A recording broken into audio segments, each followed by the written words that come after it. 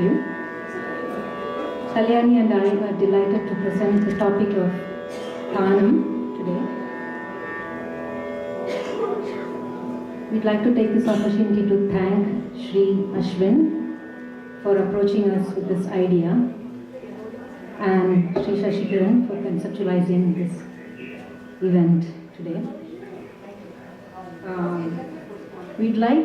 At the outset, we'd like to acknowledge Vidushi Dr. R.S. Jayalakshmi, the Vainika and research scholar, whose work we have drawn extensively from for this presentation today. So we decided to talk not so much about mastering Thanam. There are so many great masters out there that we look up to. So we're just going to talk about how to approach Thanam, the topic of Thanam in general, and what distinguishes Thanam from Raga Alapana. That seemed to be a very interesting topic. We will start with a very brief history of Thanam. I promise it's going to be very brief, just to give a reference point. The earliest mention of Thanam is probably in the treatise Natya Shastra by Bharata from the 1st century, where the terms Audavatanam and Shadavatanam are mentioned. These are just terms used for 5-note phrases and 6-note phrases respectively. There was another classification also here called Shuddhatanam, which is a term for a group of notes in a straightforward ascending or descending order, and Vakratanam, notes not in a straightforward order. Panchamarabu, the 2nd century treatise in Tamil, mentions types of alatti, where the syllables called tenna tena that were used. This may have been the earliest version of the syllables used for vocalization of the Thanam as we hear it today. In Chaturdandi Prakashika, written in 1650 by Venkatamakhi, he refers to something called a Thayam, which may have been an earlier form of the Thanam. And also Shahaji from the same period has given notations for Thayam. Sangeeta Sampradaya Pradashini by Subbarama Dikshitar, published in 1904, has detailed notations and instructions for Thanam phrases. He also calls it Ghanam or Katakam, and also mentions that it has to be sung in Madhyama Kalam, medium speed. A reference from recent times that we can practically look up is given by K. Vasudeva Shastri in 1958. This book, I tried to get it in Amazon, it's mentioned, but it's not there, so I'm just using a reference from Dr. R.S. Jayalakshmi's lecture. Notations have been given for Thayam and Alati. He also indicates that 2 kinds of Thanam may have existed, called the Gatra Dandi and Jantra Dandi. With the Gatra Dandi is for vocal music with Ananta syllables, and Jantra Dandi for instruments with notes only. The Ragam Thanam Pallavi systematization, as we hear in concerts today, was brought out by Pachimariyam Adi Appaiah of Viriboni fame, who lived in the 18th century. His student Ghanam Krishna Iyer, known for his Ghanam singing, Ghanam is another word for Thanam, and Muthuswami Dikshitar's father, Ramaswami Dikshitar, are also said to have contributed to this systematization into Ragam Thanam Pallavi. All these works refer to Thanam being sung in Madhyama Kalam. Govinda Dikshitar, Venkatamakhi, the son of Govinda Dikshitar, Muddu Venkatamakhi, the grandson of Govinda Dikshitar, Sonti Venkataramanaya, Shri Tyagaraja Swami's guru, all have given notations for Chittatanam. Chittatanam meaning set patterns for Thanams in Ghana Ragams. and also for some other ragams.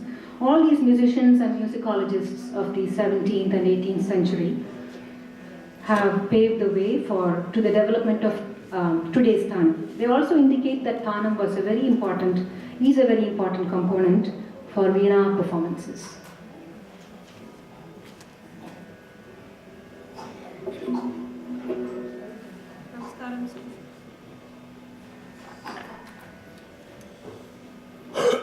Namaskaram to all Rasikas. So I'm just going to start with the technical aspects of Thanam singing or playing. So Thanam is one of the 4 branches of Manodharma Sangeetam. The other 3 are Ragalapane, Niraval and Kalpanaswaram. So you might have listened to Thanam in several concerts. In general, the vocal concerts, Thanam is being sung only if it is sung Ragam Thana Pallavi. But in instrumental concert, especially Veena concert, Thanam can be played even in the beginning of the concert to just give the melodic start.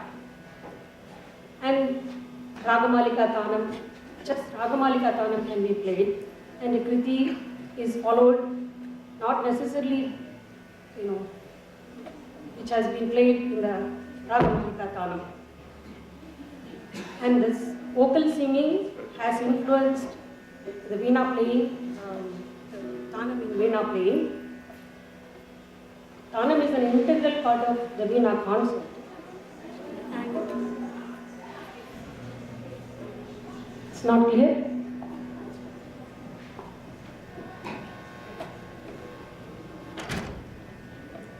But in vocal con, check.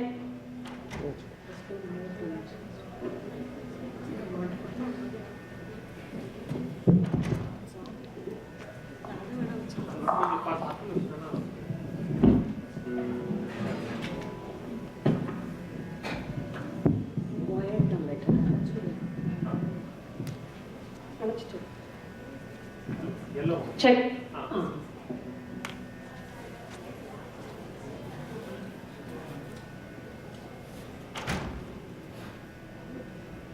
Yeah, for centuries, actually, vocal Thanam singing has been influenced by Veena Thanam style. My vocal Parma Guru, Sangeeta Kalyani Shamudi Mama, my mother's guru.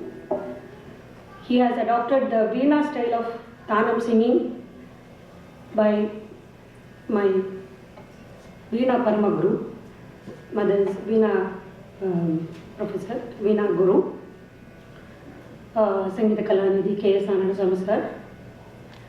So I will start with how to start learning the Thanam on the Veena. There is a different working style for Thanam.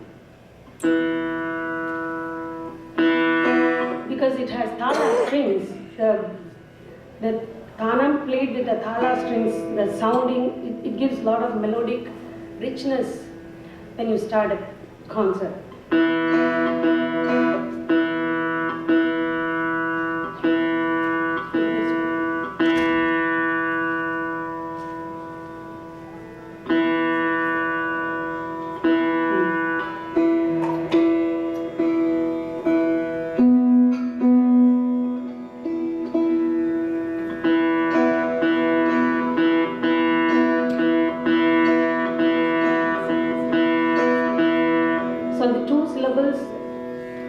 Phrases Ananta, Ananta.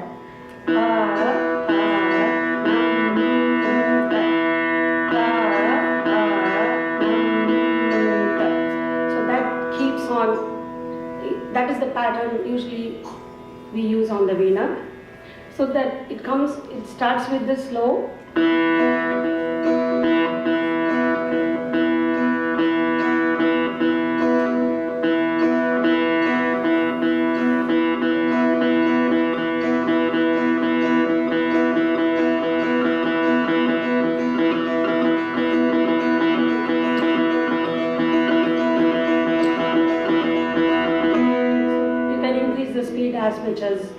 you want.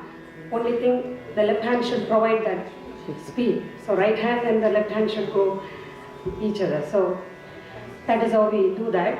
So I will start with the Thanam usually starts with the resting note of a ragam.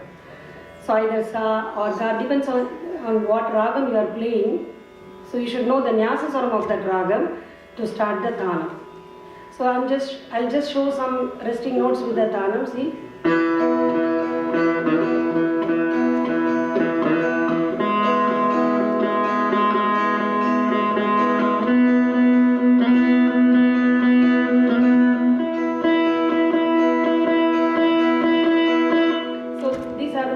Resting notes to start the Thanam, just to start the Thanam. So you don't just start phrases, making the phrases just like Raga Lavane.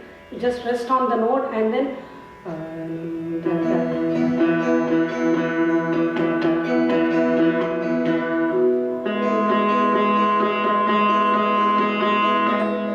like that you start the Thanam.